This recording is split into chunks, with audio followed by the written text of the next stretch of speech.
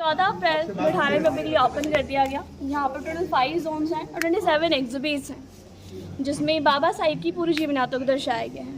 पहले की कोठियाँ करती थी, जिसे डिमोलिश करके मेमोरियल बनाया गया है। बाबा साहिब का अंतिम निवास स्थान था ये।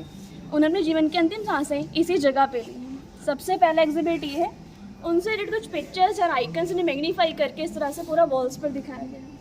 सबसे पहला है Mhow, military headquarter of war. Madhya Pradesh में एक जगह है जहाँ पर उनका जन्म हुआ 14 अप्रैल 1891 में एल्फिस्टन कॉलेज बॉम्बे। बाबा साहिब वंचित समाज के पहले से व्यक्ति थे जिसका एडमिशन इस कॉलेज में हुआ था। द पोली रत्नागिरी एक विलेज है जो उसके फादर की रिटायरमेंट के बाद वो लोग 1894 को इस जगह पे शिफ्ट हो गए थे। लक्ष्मी विलास पैलेस बड़ौदा के महाराज शहजादा गायकवाड़ का महल है, जहाँ पर बाबा साहिब ने एज ए लेफ्टिनेंट वर्क किया था 1913 में।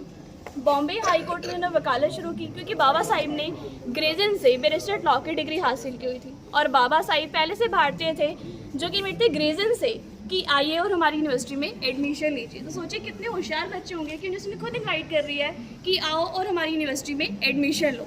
कालाराम टेम्पल बाबा साहिब का दूसरा सत्याग्रह आंदोलन था। पहले मंदिरों में केवल स्वयं जाते के लोग ही जाया करते थे। डिप्राइव क्लास का आ जाना निषेध था, प्रोहिबिटेड था। बाबा साहब ने वहाँ पर एंट्री कराई। अब थोड़ा ब्रीफ में मैं आगे के ऊपर एक्सप्लेन करूँगी इसे। Government law college of Bombay, उन्होंने एज ए प्रोफेसर यहाँ पर काम किया, बट उनकी इनिशियल माइंड को देखते, उनकी हाई क्वालिफिकेशन को देखते हुए उन्हें यहाँ का प्रिंसिपल अपॉइंट कर दिया गया। और London Bridge as a icon यहाँ पर दिखाया गया क्योंकि उन्होंने लंदन स्कूल ऑफ इकोनॉमिक्स और ग्रेजन में दाखिला लिया था। आइए सर, आइए सर। और एग्जिबिट नंबर 2 है मॉडर्न इंडिया। इंडिया को मॉडर्न बनाने में बाबा साहिब का काफ़ी कंट्रीब्यूशन रहा है। पहले हमारे समाज में काफ़ी बुराइयां थी, कुरीतियाँ थी, एजुकेशन को लेकर, इक्वालिटी को लेकर, जिन्हें बाबा साहिब ने दूर किया। और हमने अब 5 फेट्स में शो किया, जिसमें सबसे पहला है वोटिंग का अधिकार। हालांकि पहले भी लोगों को वोट देने का अधिकार था, बट कुछ रिच पर्सन्स, टैक्स पेयर और गैट्सी वोट दिया करते थे। यहाँ तक कि वाइफ का वोट भी हस्बैंड दे दिया करते थे। तो बस ने कहा गलत है, हर किसी को समान रूप से वोट देने का अधिकार होना चाहिए। तो उन्होंने पॉलिसी दी 1 वोट और 1 वैल्यू की, जब हर कोई समान रूप से वोट दे पाता है। और हर साल 25 जनवरी को वोटिंग डे के रूप में सेलिब्रेट भी किया जाता है। ये हमारे संविधान का पहला पन्ना है जिसे प्रियम्बल या प्रस्तावना कहा जाता है। This is also the mirror of the India. ये फर्स्ट रिपब्लिक डे की फोटो है। पहले रिपब्लिक डे कुछ इस तरह सेलिब्रेट किया जाता था, राष्ट्रपति बगियों बैठकर आए करते थे। और मॉडर्न इंडिया में कुछ इस तरह से, जो सभी हम देखते ही हैं। ये महिला शिक्षा के ऊपर है। बाबा साहिब महिलाओं की शिक्षा पे काफ़ी जोर दिया करते थे। उनका मानना था कि अगर समाज में महिला शिक्षित है तो आने वाली हर पीढ़ी शिक्षित होगी, पर अगर एक पुरुष शिक्षित है तो शिक्षा उससे तो सीमित रह जाती है। बाबा साहिब का मानना था अगर समाज में मुझे प्रगति का सर्वे करना है, डेवलपमेंट का सर्वे करना है, तो उस बेसिस पे करूँगा कि समाज की महिलाएं कितनी पढ़ी लिखी हैं। आज जो लड़कियां स्कूल जा पा रही हैं, कॉलेज जा पा रही हैं, यहाँ पर हम जॉब कर पा रहे हैं, वो सिर्फ और सिर्फ डॉक्टर B.R. अम्बेडकर की वजह से। आज अपने साथ राइट या फ्रीडम्स हैं, हम अपने राइट के लिए लड़ सकते हैं, तो सिर्फ बाबा साहिब की देन है। वो थे, इसीलिए आज हम यहाँ पर खड़े हैं। सर, उनको 2 घंटे लगेंगे, हमारे पास समय नहीं, इतना आइए प्लीज। Thank you. वैसे मोटा मोटा ले चलिए आप। 2 घंटे कहाँ आइए, माने आगे भी जाना है। हाँ जी, हाँ जी, आ जाओ। ये हमारा जो मोटा मोटा उनको 2 घंटे लगेंगे, समय कहाँ हमारे। बस ये बड़ौदा वाला एक बारी बड़ौदा का जो है, जल्दी जल्दी बोलो, जल्दी जल्दी बोलो आप। और ये हमने बड़ौदा का सीन दिखाया यहाँ पर, जब बाबा से अपने 10 ईयर्स की सर्विस के लिए बड़ौदा में आ जाते। ये बड़ौदा के महाराज शहजादा गायकवाड़, जिन्होंने बाबा की आर्थिक सहायता की। और यहाँ पर बाबा साहब मिलिट्री अकाउंट ऑफिस में सेना सचिव के पद पे नौकरी करते हैं। यहाँ पर आप देख सकते हैं कि प्यून से पानी मांगते हैं तो प्यून पानी देने से मना कर देता है। फाइल मांगते हैं तो फाइल दूर से फेंक के दी जाती है। कल हम लोग थे, हम लोगों ने देखा, हम लोग क्या है बेटा, समय कम है। पता है ये सारे जो है प्रोग्राम लगा कैटराइज बंदे हैं ये सब। बाबा साहब की बड़ी ये वाला थोड़ा सा क्लिक कर दो। ये संकल्प भूमि, जहाँ पर उन्होंने बैठ के संकल्प लिया कि मैं अपने समाज के लोगों की लड़ूंगा। तो ये संकल्प भूमि, कल हम वहीं से आ रहे हैं। अच्छा। बड़ौदा से आ रहे हैं। स्टैचू है बाबा साहब की, 12 फीट ऊंची और ब्रॉन्ज मेटल से बनाई गई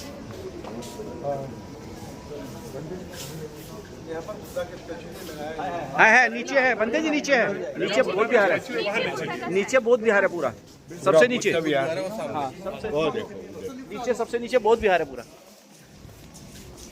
आप देख सकते हैं हम इस समय 26 अलीपुर में हैं, जहां बाबा साहब का परिनिर्वाण स्थल है। आज बाबा साहब के परपोते वो जो यहाँ पर हैं और भंते सुमित रतन जी। बेटा बुद्धा से जो ले चलो, हाँ जी। वहाँ ले चलो। ये ये बाबा साहब का प्रमोट एनिमेटॉनिक है जो मूवेबल है। हाँ वो देखा देखा। आ जाइए आप सभी, आ जाइए। अब थोड़ा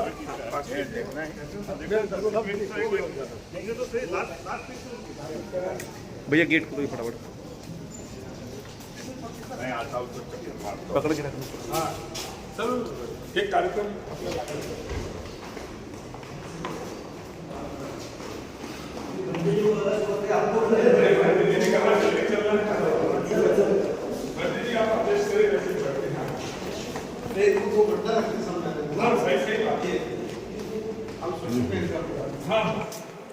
चलिए थोड़ा सा एक्सप्लेन कर दीजिए, इतना वो आते हैं तो। ये फर्स्ट कैबिनेट है हमारी, पहला मंत्रिमंडल है और संविधान सभा पहले इसमें 389 मेंबर्स थे और आजादी के बाद इसमें 289 मेंबर्स थे। मंत्रिमंडल अलग हो गए और ये संविधान का रेप्लिका है हमारा। अच्छा, ये सारा डिजिटल संविधान है। हाँ, ओरिजिनल कॉन्स्टिट्यूशन का रेप्लिका है हमारा। ओरिजिनल कॉन्स्टिट्यूशन पार्लियामेंट लाइब्रेरी में रखा हुआ है, हीलिंग ऑफिस के ठीक है, तो हमारे पास 50 मिनट है, 1 घंटा। अरे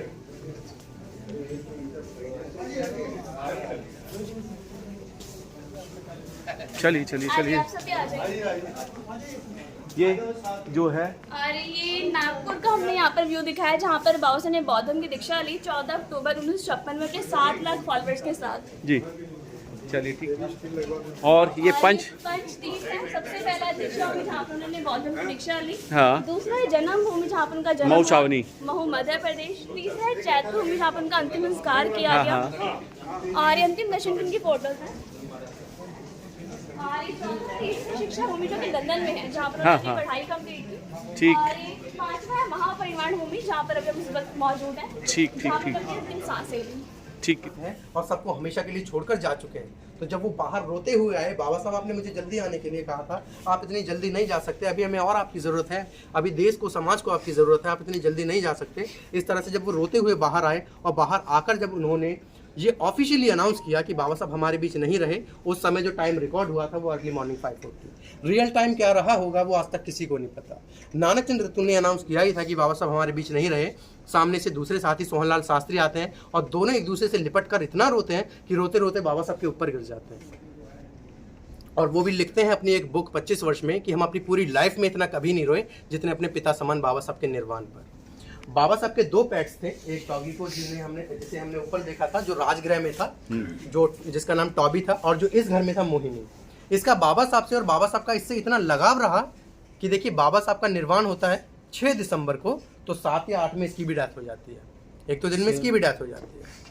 यहाँ पर सभी चीज़ को रेप्लिका क्रिएट किया गया है, कोई यहाँ पर ओरिजिनल नहीं है। ओरिजिनल यहाँ पर सिर्फ एक चीज़ है, ये बुद्धा स्टैचू। जो बुद्ध प्रतिमा को हम देख रहे हैं ये बाबा साहब के समय की है और इसे बाबा साहब को पीपल्स एजुकेशन सोसाइटी ने गिफ्ट किया है। बाबा साहब की जो ओरिजिनल बिलोंगिंग्स है वो नागपुर चिंचोली में रखी हुई है। हाँ हाँ सही कह रहे हैं।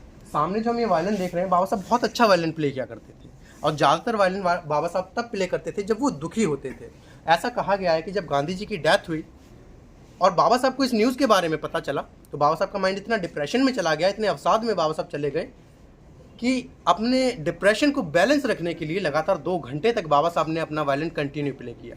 वो खुशी या गम में नहीं, वो इसलिए कि जब बाबा साहब को इस बारे में पता चला कि गांधी जी की जो गांधी जी की जो डेथ हुई है वो कोई नेचुरल डेथ नहीं है, बल्कि गांधी जी का मर्डर हुआ है, हत्या हुई है, उन्हें गोली मारी गई है। तो बाबा साहब को सिर्फ ये डर था कि गांधी जी की जो हत्या की है, जो मर्डर किया है, जो उन्हें गोली मारी है, ये काम किसी मेरे फॉलोअर का तो नहीं है, किसी मेरे अनुयायी ने तो गांधी जी की हत्या नहीं कर दी।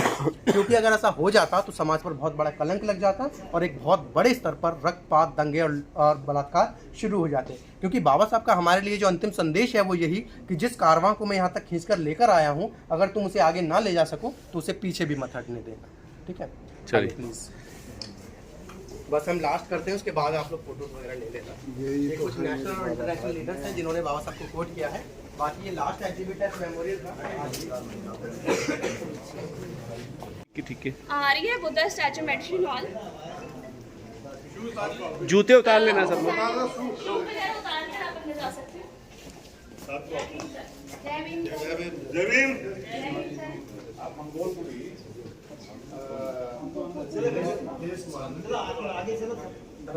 आइए भीमराव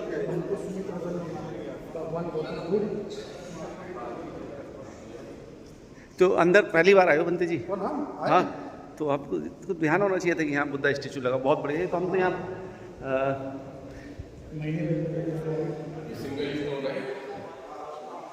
सिंगल स्टोन में है पूरा।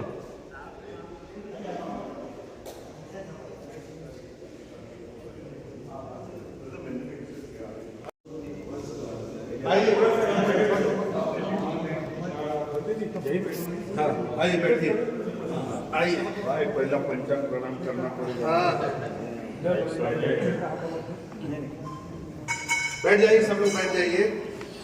बुद्धं नमामि, धम्मं नमामि, संघं नमामि।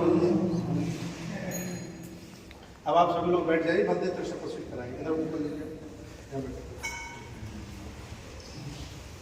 ये आचना करेंगे कोई साइड में उठने वाले हैं।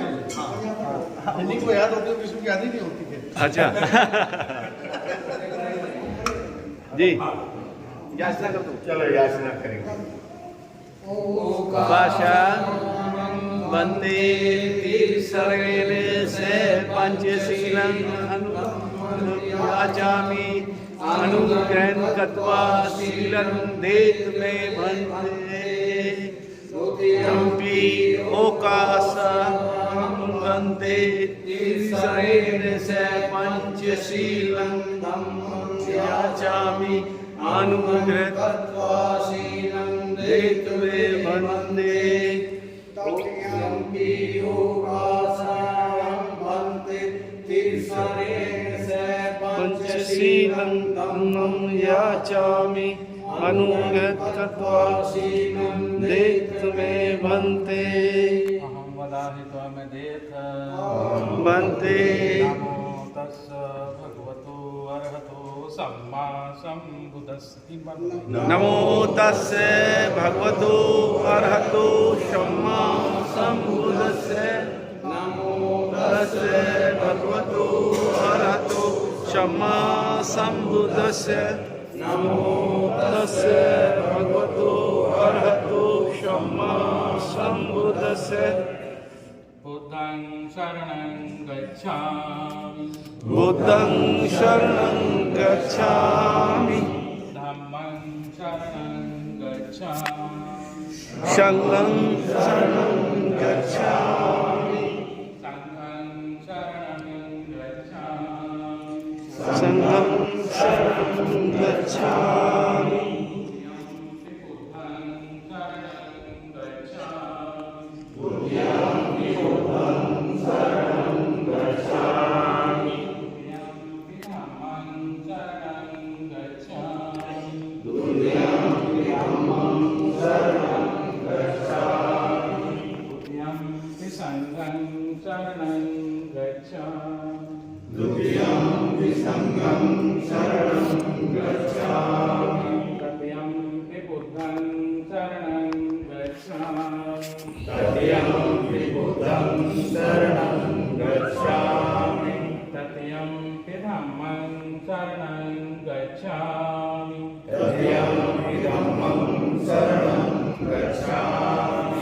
तत्यंपि संघं शरणं गच्छामि,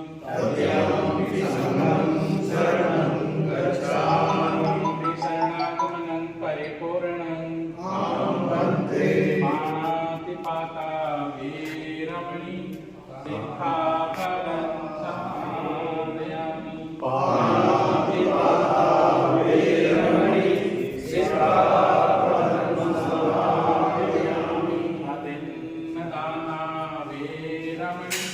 सिक्खापदं समादयामि। अतिन्नदाना वीरमणि सिक्खापदं समादयामि। कामेषु मिथ्याचारा वीरमणि सिक्खापदं समादयामि।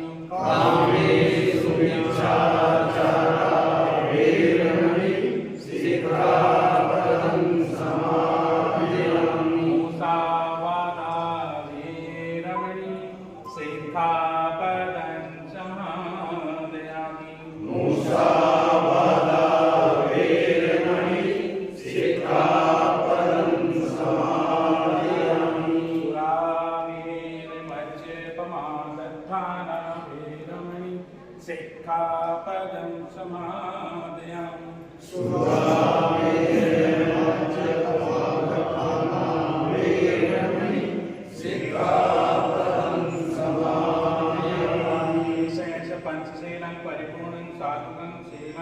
वन्नो बोल आम बनते आम बंदे साधु साधु साधु। एक बात प्राप्त करते हैं बुद्धं नमामि धम्मं नमामि संघं नमामि। आप सिंगल स्टोन है